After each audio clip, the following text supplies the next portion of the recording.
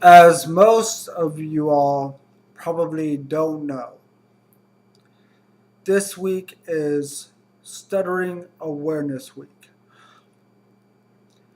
As most of you may know, I am a person that stutters. About 1% of the world's population stutters. So, if you have a group of 100 people, one person in that crowd probably stutters. Most people tend to grow out of it though by the time they reach adulthood. A lucky few of us get to contend with it into adulthood. Which brings up something funny that often happens when folks encounter an adult like myself that stutters. They tend to relay some advice. They say, "Oh, my cousin Johnny used to stutter," or "I used to stutter. And all you have to do is slow down," or something like that. We appreciate your advice, but truth be told, most of us have had intensive speech therapy for most of our lives. So we've heard it all before. A lucky few of us, though, do find techniques that really help us out.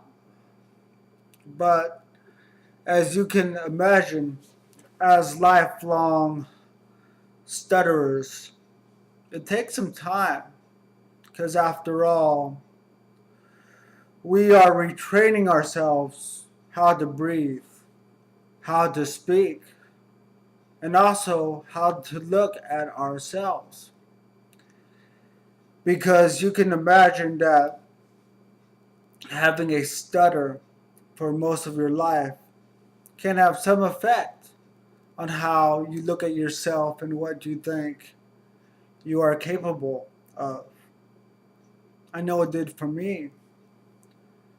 There was a time when I never thought I could give a speech in front of people or even do something like this, make a recording that many people will see.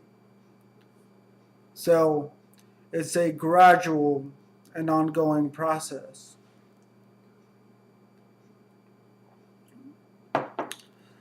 But it's not all bad. There are some upsides. The first and foremost, I would say, is that we get a good indication of who's worth our time. As you might imagine, as somebody that stutters, sometimes we encounter some rude, impatient, just nasty people. And that's a good indicator that, hey, if you're willing to make a surface judgment, there's probably not much to you below the surface. And you're not worth my time. Secondly, some of us get used to standing out. We're okay with that. And this enables us to do things that some people wouldn't feel comfortable doing, like expressing opinions that are counter to the status quo. I myself am very critical of certain social institutions and the way things are going. I believe that being a person that stutters helped me to be okay with expressing something different. I mean, I'm going to stand out anyway. I might as well roll with it, right? Lastly, the most important thing that I have learned as a person who stutters is the importance of having a voice, the importance of not being afraid of expressing oneself, the importance of not being afraid to join the dialogue.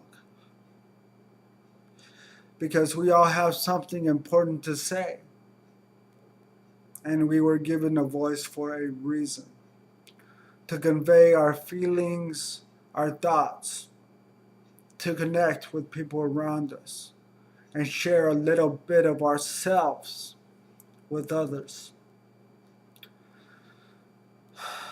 This is especially important when we're speaking about local communities and the individuals that make up those communities. For me, it's especially important for my local Houston community. We need to learn how to speak up, how to use our voices, how to make this little part of our world the best it can be for us and our children. But in order for that to happen, we need to learn to claim our voice. Take it from a person who stutters. A voice is a very powerful thing to possess. So, with that, I just wanted to wish everyone a happy Stuttering Awareness Week and share this with others. And if anybody has any questions about stuttering or knows anybody that stutters, I'll be very happy to connect with them. Thank you.